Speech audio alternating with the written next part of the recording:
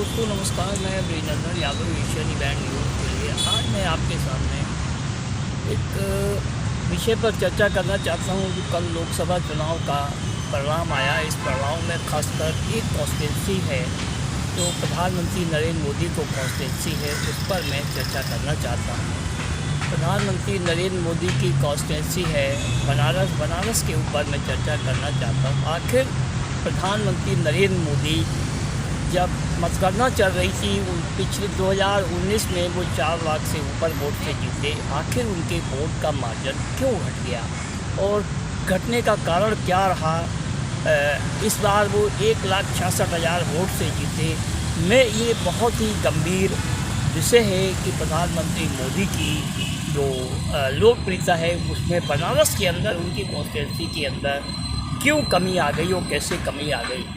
खासकर में पहला पॉइंट है मोदी जी का मार्जिन क्यों घटा। मोदी जी के मार्जिन घटने के पीछे कि ये भी कहा जाता है मोदी जी ने बनारस के अंदर चौमुखी विकास किया। चौमुखी विकास में घाट हुए, आपके गलियां हुई, मंदिरों का जीर्णोद्धार कराया, लेकिन जीर्णोद्धार के साथ साथ उनका जो निम्न स्तर पर जाकर भी ग्रामीण क्षेत्रों में काम किया है, क्योंकि उनके जो लोग हैं ग्रामीण क्षेत्र में भी उनको बताते होंगे आखिर क्यों लोग उनसे नाराज़ होते चले गए, जो मार्जिन उनका घट गया। नंबर 2, विकास के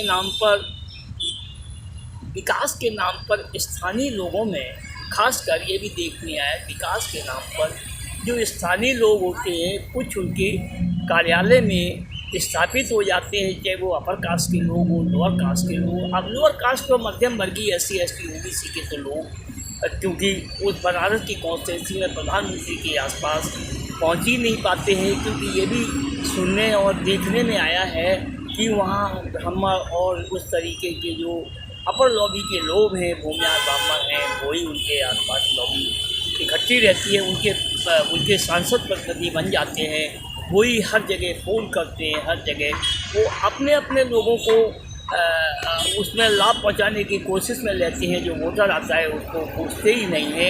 ये भी एक मेन कारण रहा। उनके प्रतिनिधि बनकर लोग अपना लाभ लेते रहते हैं। आम जनता ऐसा हुआ, आम जनता क्षेत्र में जो है वो कटती चली गई। आम जनता बेचारी गरीब होती है, SC ST OBC डाउन टोडन होता है, वो हिम्मत नहीं कर पाती है बाबू साहब और उनसे बाबा जी से मिलने के लिए। अब उसका परिणाम ये होता है कि जितनी संस्थाएं हैं, चाहे वो बनारस महानगर पालिका हो, चाहे वो नगर निगम हो, चाहे वो घाट हो, चाहे वो विकास प्राधिकरण हो, चाहे वो जिला विकास कार्यालय हो, सब जगह उनके ही अपने लोग बैठे हैं, अपर कास्ट लॉबी के लोग बैठे हैं। जब अपर कास्ट लॉबी के लोग बैठे होंगे तो SC ST OBC वाले लोगों के काम ही नहीं होंगे, लोग परेशान होंगे, उनसे पैसे मांगे जाएंगे, उनसे हर तरीके की सुविधा शुल्क मांगा जाएगा। तो लोग तो यहाँ तक कहते हैं जो 50 रुपये में काम होता है वो 200 रुपये में काम होता है, कोई सुनता ही नहीं है और अपने अपने लोगों के लोग काम कराते हैं। स्थानीय लोग जो हैं वो धीरे धीरे कटते चले गए। चाहे वो नगर पालिका में भी उनके ही मतलब खास कर लोग बैठे हैं, चाहे वो थोड़ा बजट हो या बड़ा बजट हो, उसमें आपस में ही बंदर बांट करके खा लेते हैं। ये सब चीज़ देखने में आई और खासकर 10 साल के अंदर एंटी इनकम्बेंसी फैक्टर भी बढ़ता चला गया।